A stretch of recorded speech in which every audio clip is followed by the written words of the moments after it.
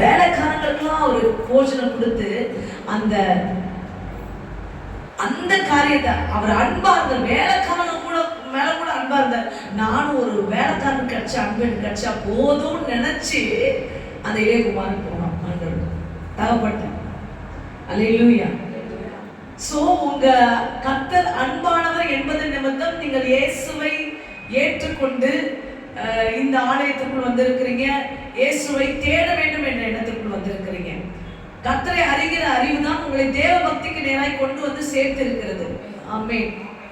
உங்களை பக்தி உள்ள ஒரு ஞாயிற்றுக்கிழமை சர்ச்சுக்கு போகணுன்ற எண்ணத்துக்கு ஏன் வந்தீங்கன்னா, தேவ அன்பை கொஞ்ச நாச்சும் ருசி பார்த்து கொஞ்ச நாச்சும் அறிஞ்சிருக்கிறதுனால நீங்க தேவ பக்தி உள்ளவர்களாக மாறி இருக்கிறீர்கள் என்று வசனம் சொல்லுகிறது.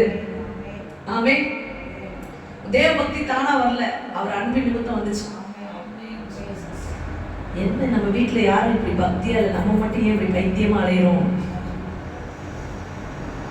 அப்படின்னா உனக்குதான் அவர் அன்பு புரிஞ்சிருக்கு. இன்னும் பல பேரு உலக அன்பிலேயே அழைஞ்சிட்டு இருக்காங்க. கடவுளுடைய அன்பை அறிஞ்சவனுக்கு பக்தி தானா வந்துடும். அல்லேலூயா.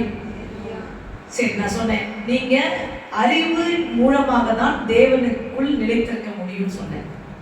அறிவின் மூலமாக தேவனுக்குள் நிலைத்திருக்க முடியும். சரி, ரெண்டாவது கட்டப்பட்ட அறிவுல என்ன அறிவு உங்களுக்கு வேணும் அப்படின்னா, இந்த அறிவுன்ற காரியத்தை உங்களுக்கு தெளிவுபடுத்திடுறேன். கிருபையை பற்றிய அறிவு ஏற்கனவே சொன்னேன். நான் பெண்கள் குழு சொல்லுங்க, கிருபையை பற்றிய அறிவு.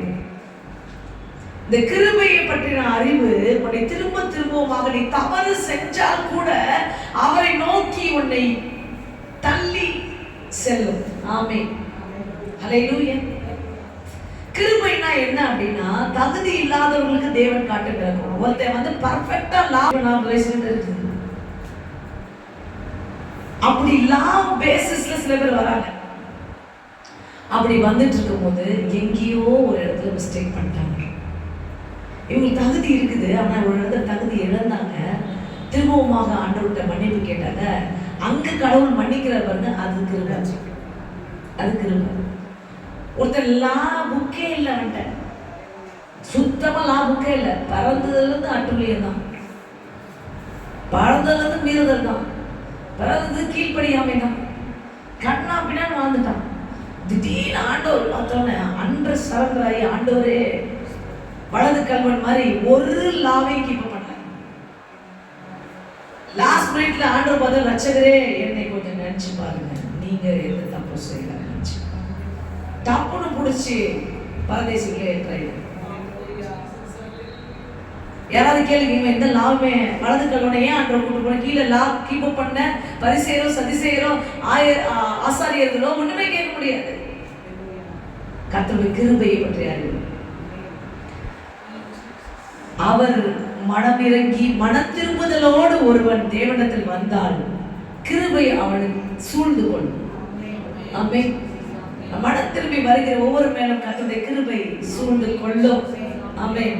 அவன் எப்படிப்பட்ட பாவம் செஞ்சிருந்தா, 10 பேரை கொலை செஞ்சிருந்தா கூட ஆண்டவர் மன்னிச்சுவார். நினைச்சு பார்க்க முடியுதா? ஆனா அவன் அதுக்கப்புறம் யாரையுமே கொலை செய்யாதவனா மாடுவான். அவன் வாய்ப்புகளை கொடுக்கிறவன். சோ நீ இதெல்லாம் நீ அறிய அறிய கற்றப்படு. கிருபை பற்றி அறிகிற, அடுத்தது முதல் சொன்னபடி அன்பை பற்றி அறிகிற, கிருபை அறிகிற, அடுத்தது வல்லமையை பற்றின அறிவு, the power of God. ஆண்டவர் ஒரு டைம் சொன்னாரு,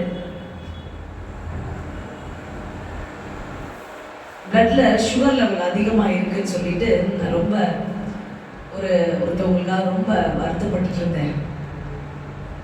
அப்ப வந்து ஆண்டவர் சொன்னாரு, உனக்கு தெரியுமா என்னுடைய வல்லமை ரத்தத்தின் அணுக்களுக்குள்ள செயல்படும். அணுக்கள் பார்த்திருக்கீங்களா? யாராவது அணுக்கள் பார்த்திருக்கீங்களா? அணுக்கள் நான் சயின்ஸ்ல படிச்சிருக்கீங்க. அணுக்கள் அணுக்கள் தெரியுங்களா? பார்த்திருக்கீங்களா இல்லையா? கரெக்ட். பார்க்கறது கஷ்டம், பார்க்க முடியாது. நம்ம கண்ணுக்கு அணுக்களை பார்க்கிற அளவுக்கு பவர் கிடையாது.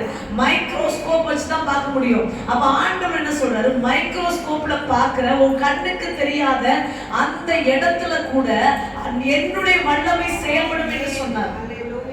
ஆமென். அல்லேலூயா.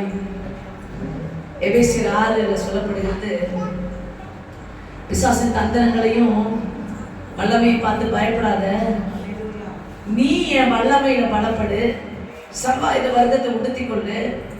ஏன்னா பிசாசின் வல்லமை, நான் கேட்கிறேன், பிசாசு யார் படைச்சது?